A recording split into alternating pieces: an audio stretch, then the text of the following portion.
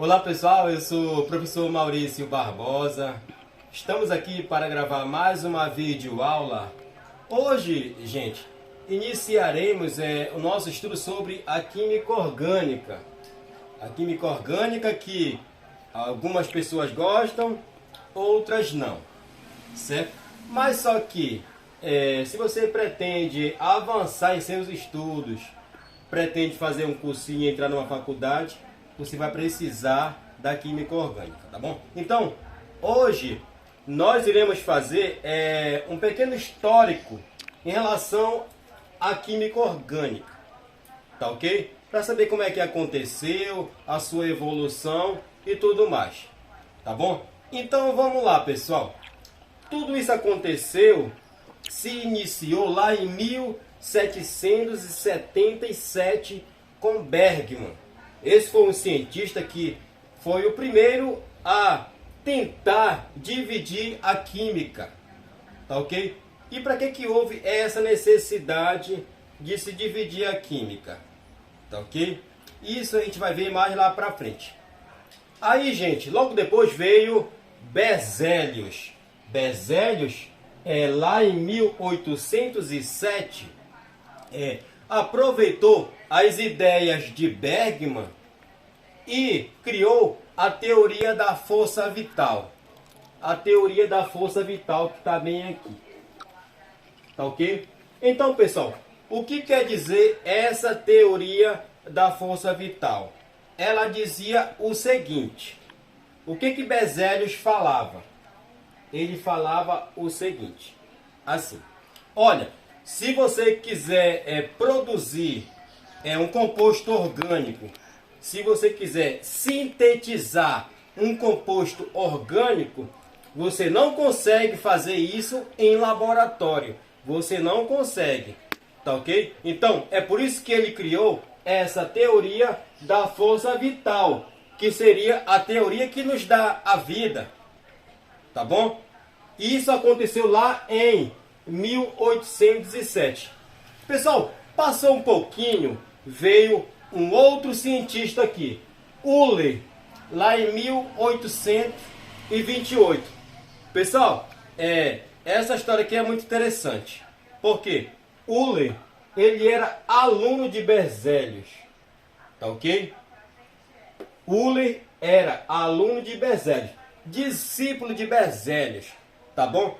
O que Berzelius falava? Que se você quiser sintetizar um composto orgânico, ou seja, aquele composto que é extraído de um ser vivo, você não consegue fazer isso em laboratório. Era isso que Berzelius falava e por isso que ele criou a teoria da força vital, tá bom? Aí então, pessoal, voltando para cá, para Euler, que era aluno de Berzelius. Isso aconteceu, pessoal, aqui nessa data, 1828. Pessoal, olha só.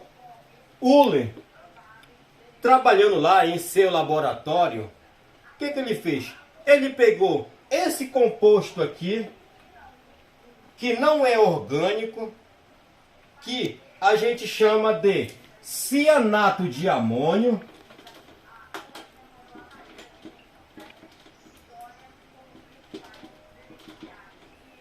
certo? NH4, CNO, tem uma setinha aqui. Pessoal, esse triângulozinho aqui, ó, ele significa aquecimento. Ou seja, ele pegou o cianato de amônio, aqueceu e no produto ele obteve, gente, esse outro composto aqui, ó. Novamente, Berzelius falou que ninguém conseguiria obter um composto orgânico em laboratório. Aí veio Euler, pegou esse composto aqui, que não é orgânico, que nós chamamos de cianato de amônio, aqueceu, esse triângulozinho aqui novamente significa aquecimento. E logo depois, pessoal, que ele aqueceu esse composto, ele obteve um outro composto, diferente do inicial. O que que ele obteve, gente? Olha só. O dupla C NH2 NH2. Gente, esse composto aqui, ele possui um nome. Qual que é o nome desse composto? O nome desse composto chama-se ureia. O nome desse composto chama-se ureia. Gente, acontece o seguinte, que ureia, ele é um composto orgânico. Porque ele é um composto produzido a partir de um ser vivo. O que que é ureia? Ureia é aquilo que a gente excreta através da urina. Tá ok? Ou seja, ureia é a urina. Então, gente, voltando. Euler aqueceu esse composto aqui, que ele não é orgânico.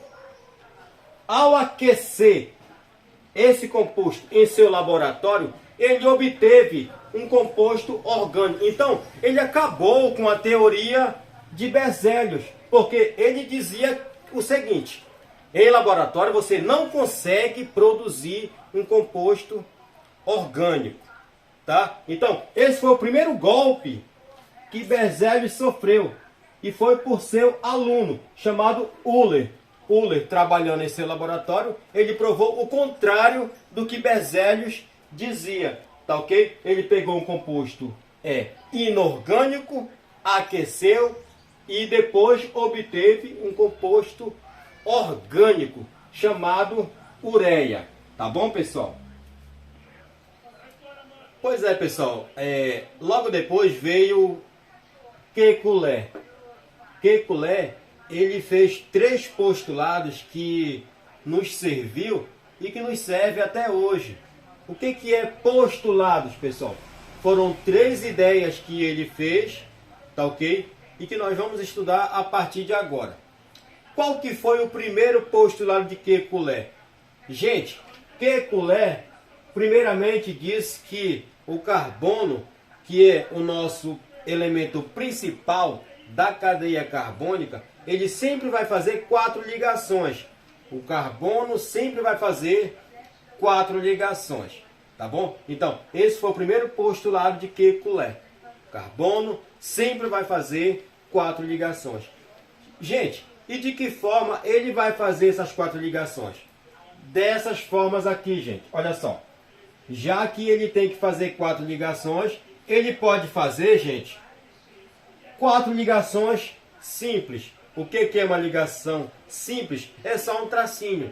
Tenho aqui, ó, o carbono e em volta dele eu tenho 4 ligações. 4 tracinhos, ó. 1, 2, 3, 4. Então, dessa forma aqui vai acontecer. Da segunda, gente, da seguinte forma que ele vai fazer essas 4 ligações, pode ser assim, ó.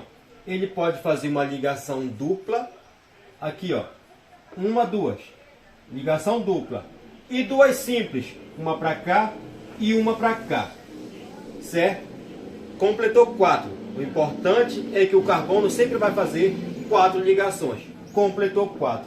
Vai acontecer também, gente, em nossas cadeias carbônicas, de o carbono fazer ligações duplas, ou seja, 2 duplas. Da seguinte forma, olha só, de um lado eu tenho 2 ligações duplas, do outro lado eu tenho mais 2 ligações, certo? Então eu completei 4, 1, 2, 3, 4. Novamente, o importante é que o carbono sempre vai fazer 4 ligações. E por fim, gente, olha só, aqui, ó, vai acontecer também dele fazer uma ligação simples e uma tripla, certo? Então, isso pode acontecer também. Pode e vai acontecer. Do carbono fazer uma ligação simples e uma tripla. O importante é que ele sempre tem que fazer 4 ligações. Quádrupla, o carbono pode fazer? Não, não pode fazer. Então vamos lá, pessoal, para o segundo postulado de Kekulé. Tá ok? O que diz o segundo postulado de Kekulé? Ele fala o seguinte, que essas ligações que o carbono vai fazer, elas são equivalentes. Essas ligações que o carbono vai fazer, elas são equivalentes, tá bom? E o que quer dizer equivalente? Quer dizer que essas ligações, gente, vão ser iguais entre si. Essas ligações vão ser iguais entre si, tá bom? De que forma? Vamos lá para um exemplo aqui, pessoal. Olha só, um exemplo. Eu tenho aqui o carbono, tem que fazer 4 ligações, certo? Olha só, eu tenho aqui, ó, carbono no centro, novamente, tem que fazer 4 ligações. Eu tenho para cá o hidrogênio, aqui embaixo eu tenho o cloro, que é o Cl, para o lado eu tenho o hidrogênio e para cima o hidrogênio. Está completando 4 ligações, tá bom? Vamos lá para cá. Temos essa outra aqui, ó, esse outro composto. Tenho no centro o carbono, para baixo o hidrogênio, para cá o hidrogênio, para cima o hidrogênio e para cá, para o lado, eu tenho o cloro. Gente, vocês percebem que a única diferença entre um e outro é a posição do cloro, ou seja, o Cl. Nessa aqui o cloro está para baixo, nessa aqui ele está para o lado. Só que isso não tem nada a ver. As duas são iguais entre si, porque estão fazendo 4 ligações, tá certo? Então, equivalente quer dizer isso, que as ligações vão ser iguais. Não importa se o cloro está aqui, ou se tivesse aqui, se tivesse aqui, se tivesse aqui, nessa aqui, se tivesse aqui, o importante é que ele faça 4 ligações. Então, isso que quer dizer é equivalente. Quer dizer que as ligações que o carbono vai fazer, elas são iguais entre si. Por fim, pessoal, olha só, terceiro postulado de Kekulé. Esse que é muito importante para a gente também. E que a gente vai utilizar daqui para frente, tá bom? Olha só, o terceiro postulado de Kekulé diz o seguinte, que o carbono ele tem a capacidade de fazer um encadeamento. O que é encadeamento, pessoal? Quer dizer o seguinte, que ele tem a capacidade de formar cadeias, que nós vamos chamar de cadeias carbônicas. E o que quer dizer isso? Na química orgânica, nós vamos ver muito isso. Aquele carbono ligado ao carbono, ligado a outro carbono. A gente vai ver um meio mundo de carbono, um ligado a outro. Então, isso que quer dizer encadeamento. Quer dizer que eu tenho um carbono aqui, se liga a outro e por aí vai. Tá bom? Então, pessoal, essa foi a primeira parte da química orgânica. Acesse meu canal, dê uma curtida, se inscreva, que eu vou publicar o restante para vocês. Tá bom? Bons estudos, até a próxima.